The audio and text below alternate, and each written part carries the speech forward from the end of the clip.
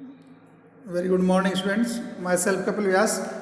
Today we discuss the chapter number 5th, issue of shares and debenture, जो company का chapter है, अपना 5th chapter. इसमें सबसे पहले जो लिखा है प्रोफेसर है ने, a company is an artificial person created by law having separate entity with a perpetual succession and common seal. Company जो है वो एक आर्टिफिशियल पर्सन है जिसकी खुद की एक कॉमन सील होती है और वो एक खुद आर्टिफिशियल पर्सन है बेटा। Second, company means a company incorporated under this act और एनी प्रीवियस कंपनी लॉ। अगर कोई भी एक्ट जो है, जैसे एक्ट अपना है पहले 1956 और अभी 2013 एक्ट चल रहा है, उनसे जो रजिस्टर्ड है या इनकॉर्पोरेटेड है वो कंपनी है।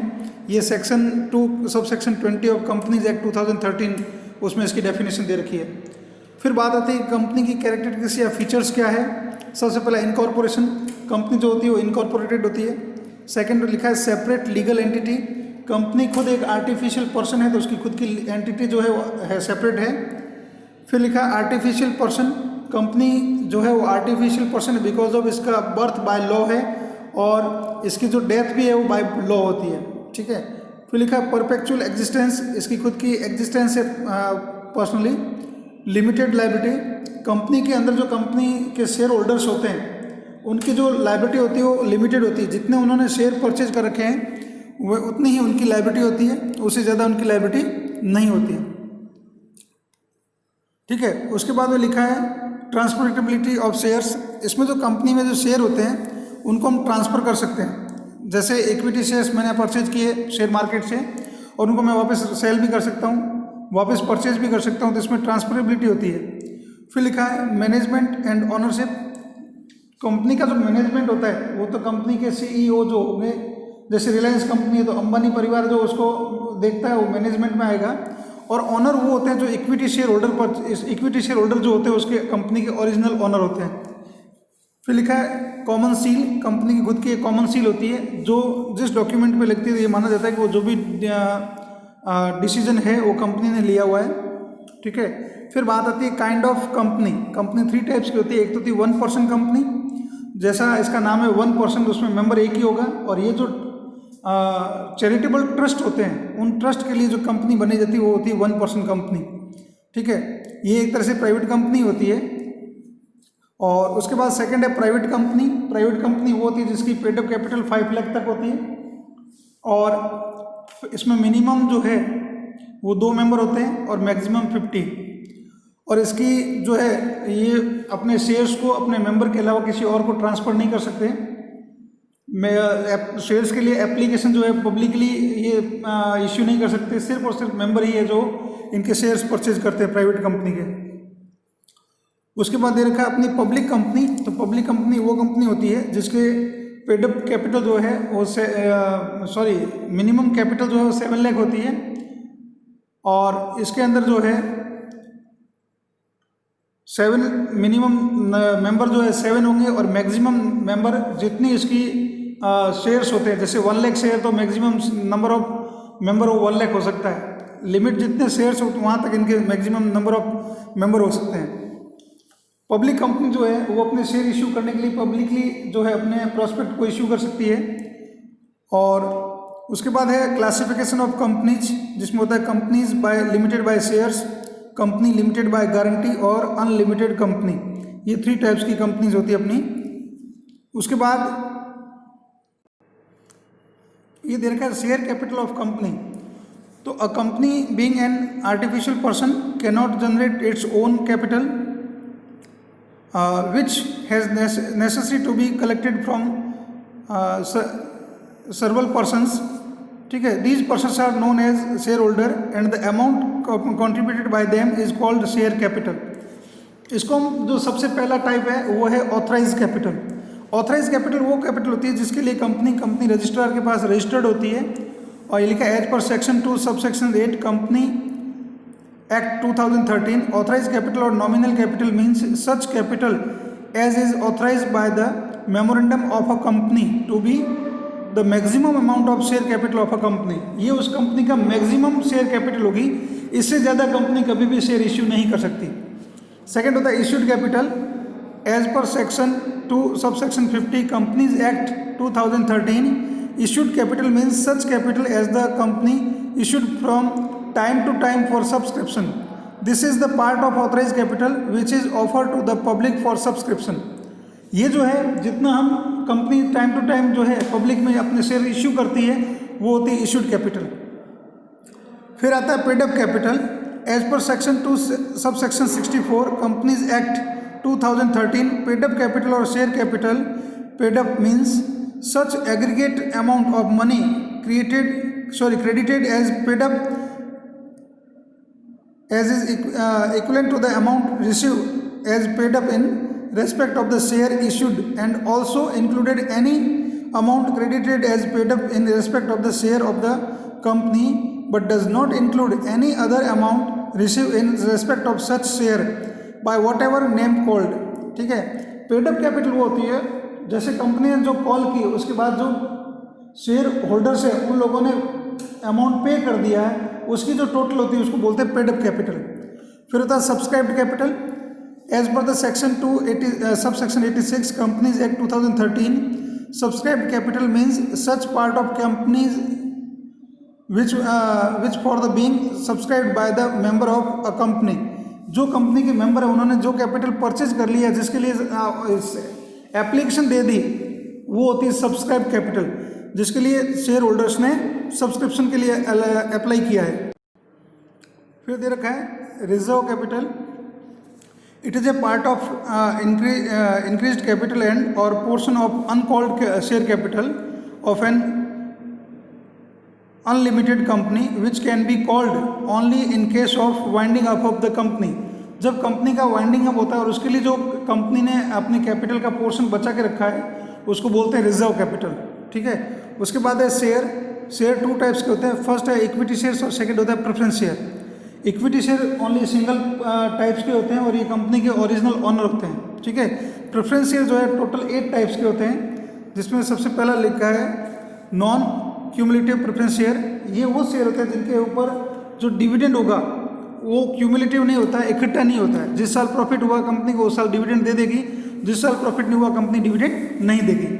फिर है सेकंड जो है क्यूमुलेटिव प्रेफरेंस शेयर। ये वो शेयर्स होते हैं जिन पे कंपनी को जिस साल प्रॉफिट नहीं हुआ है तो उस साल का प्रॉफिट अगले साल के प्रॉफिट में या उससे भी अगले साल जब भी प्रॉफिट होगा पीछे का जो भी डिविडेंड ड्यू है वो सारा इकट्ठा करके उनको पे किया जाता है, इसलिए उनको कहते हैं क्यूमुलेटिव प्रेफरेंस शेयर। फिर आता है participating preference share. Participating preference share वो शेयर्स होते हैं जिनको डिविडेंड मिलने के बाद अगर पीछे जो बचा हुआ रिजर्व है उस रिजर्व में भी उनको जब शेयर मिलता है उसमें भी उनको पार्ट मिलता है तो उनको बोलते हैं पार्टिसिपेटिंग प्रेफरेंस शेयर।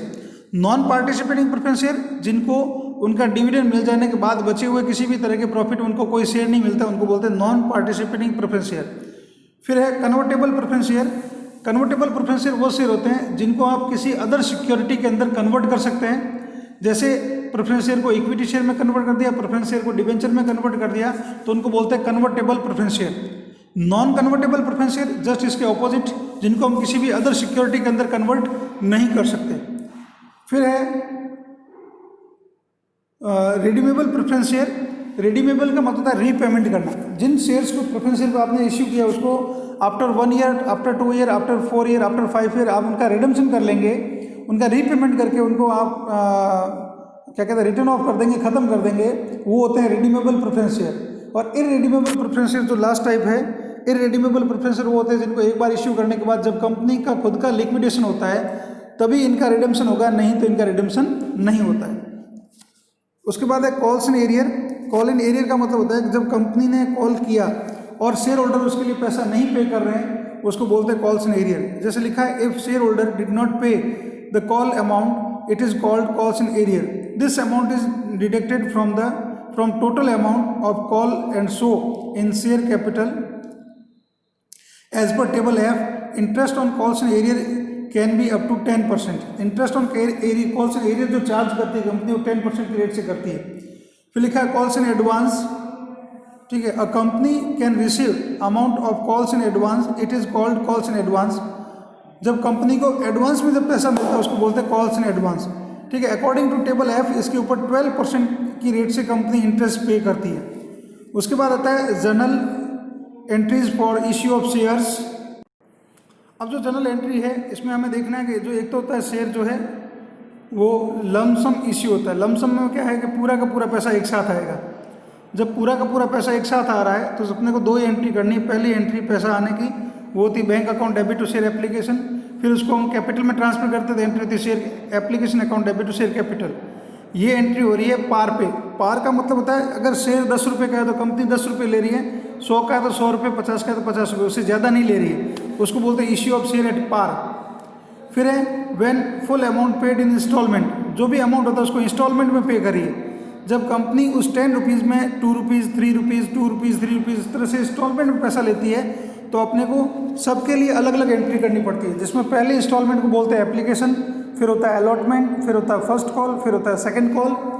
हर किसी के लिए अपने को दो एंट्री करने की जरूरत है। जैसे पहला एप्लीकेशन मनी रिसीव की एंट्री होती है bank account debit to share application, फिर होता है इस अमाउंट को हम कैपिटल में ट्रांसफर करते हैं तो एंट्री होती है share application account debit to share capital.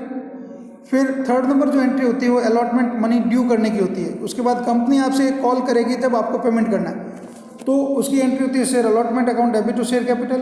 फिर जब अलॉटमेंट मनी रिसीव होगी एंट्री होगी bank account debit to share allotment. फिर होता है फर्स्ट कॉल ड्यू की एंट्री जो होती है share first call account debit to share capital account. अब उसमें देखिए फर्स्ट कॉल मनी जब ड्यू होती है तो एंट्री हो जाएगी first call account debit to share capital. फिर जब फर्स्ट कॉल रिसीव होगी तो एंट्री हो जाएगी bank account debit to share first call. इसी तरह अगर सेकंड कॉल होगी तो जहाँ फर्स्ट लिखा है वहाँ आपको सेकंड लिखना है और कुछ नहीं करना है। फिर है issue of share on premium, अगर प्रीमियम पे शेयर इश्यू होते हैं तो जनरली प्रीमियम जो होता है वो अलॉटमेंट के साथ होता है, तो जो अलॉटमेंट ड्यू की एंट्री उसमें ये चेंज हो जाएगा जैसे इस एंट्री मैंने किया है। अब प्रीमियम जो होता है, प्रीमियम क्या होता है कि जैसे 10 का चीज़ है वो कंपनी 12 में दे रही है, 10 की चीज़ कंपनी 15 में दे रही है, तो आपसे 2 रुपये या 5 रुपये जो भी ज़्यादा ले रही है तो उसको बोलते हैं प्रीमियम। अब प्रीमियम मतलब वो एक्स्ट्रा ले रही है और एक्स्ट्रा मतलब उसकी इनकम, और इनकम हमेशा क्रेडिट होती है, इसलिए एंट्री हो जाएगी आपके share allotment account debit to share capital to security premium reserve, जिसको शॉर्ट में बोलते हैं SPR। ठीक है, उसके बाद बात करते हैं कॉल इन एडवांस की। कुछ लोग होते हैं जो कॉल आपने की नहीं है या कंपनी ने कॉल नहीं की बट वो लोग एडवांस पैसा दे देते हैं। जैसे स्कूल फी स्कूल ने ड्यू नहीं की बट कई पेरेंट्स होते हैं जो एडवांस में पूरी की पूरी फीस पे कर देते हैं, तो वो जो है उसको बोलते हैं कॉल्स इन एडवांस। जब रिसीव होगा एंट्री होगी bank account debit to call in advance, और जब उसको हम एडजस्ट करते हैं एंट्री होती है calls in advance account debit to respective call. इसके बाद जो टॉपिक है वो होता है अंडर सब्सक्रिप्शन और ओवर सब्सक्रिप्शन। अब ये क्या बोला है, देखो अंडर सब्सक्रिप्शन का मतलब है कि कंपनी ने जितने शेयर इश्यू किए उससे कम के लिए जब एप्लीकेशन रिसीव होती है उसको बोलते हैं अंडर सब्सक्रिप्शन। लिखा है when the number of shares application receive is less than the number of share offered to the public it is known as under subscription. Over subscription just इसका उल्टा कि when the number of shares application receive is more than the number of share offer to public it is known as over subscription. दो condition होती है, कई बार company जब share issue करती है जितने 1 लाख के लिए शेयर इश्यू किए बट 90,000 के लिए एप्लीकेशन आई तो उसको बोलते हैं अंडर सब्सक्रिप्शन। कई बार होता है कंपनी ने 1 लाख शेयर्स के लिए एप्लीकेशन इश्यू की और जब एप्लीकेशन रिसीव हो रही है वो हो रही है 1,50,000, 2 लाख, 1,10,000 ज़्यादा हो रही है, उसको बोलते हैं ओवर सब्सक्रिप्शन। इसके लिए जो देखिए एक तो है दो एंट्री भी होती है एडजस्टमेंट की, जो लिखा on refund of application money, entry होती है share application account debit to bank. अगर हम रिफंड नहीं करते हैं जो एडजस्टमेंट करेंगे तो इसकी एंट्री होती है on adjustment of excess amount receive on application share application account debit to share allotment to calls in advance और टू बैंक। ठीक है, इसी टाइप से एक एग्जांपल भी है मैं आपको बता दूं, ये है issue of shares other than consideration of other than cash. Company कई बार क्या होती है एसेट परचेज करती है और उसके बदले में शेयर दे देती है, तो ये लिखा है Jatin limited purchase a machine of ₹6 lakh from Kamal limited, 50% of the amount was made by check and for the remaining the company issued equity share rupees of 10 per each at a premium of 20%। अब आपको क्या करना है, जब machine purchase करेंगे entry हो जाएगी machine account debit to Kamal limited और to bank because of 50% payment cheque से किया है। 6 लाख की मशीन है, 3 लाख ड्यू है और 3 लाख अपने पेमेंट कर दिया। अब ये जो 3 लाख है इसके लिए कंपनी शेयर इश्यू कर रही है और वो भी प्रीमियम पे इश्यू कर रही है, तो एंट्री हो जाएगी Kamal limited account debit to equity share capital to security premium reserve. ठीक है, अब इसके लिए नंबर ऑफ शेयर इश्यू करने होते हैं, नंबर ऑफ शेयर कैलकुलेट करने होते हैं, तो उसके लिए क्या करेंगे amount payable upon issue price, amount payable है 3 लाख, इश्यू प्राइस देखो 10 का शेयर है 20 रुपीज़ प्रीमियम, तो होगा 12, 3 लाख डिवाइड बाय 12 करेंगे आप तो आ जाएगा आपका 25,000। अब 25,000 शेयर्स और 10 रुपीज़ ईच, तो देखो कैपिटल हो रही 2,50,000 और प्रीमियम हो जाएगा आपका 25,000 इंटू 2 तो हो जाएगा 50,000। इस तरह से आपको क्वेश्चंस करने हैं बेटा। नेक्स्ट मेरा जो क्लास होगी उसमें मैं आपको कंपनी के जो न्यूमेरिकल क्वेश्चंस हैं वो भेजूंगा। आपको इन जनरल एंट्रीज को अच्छे से लर्न करना है, इनको अच्छे से समझना है। All the best, stay home, stay safe.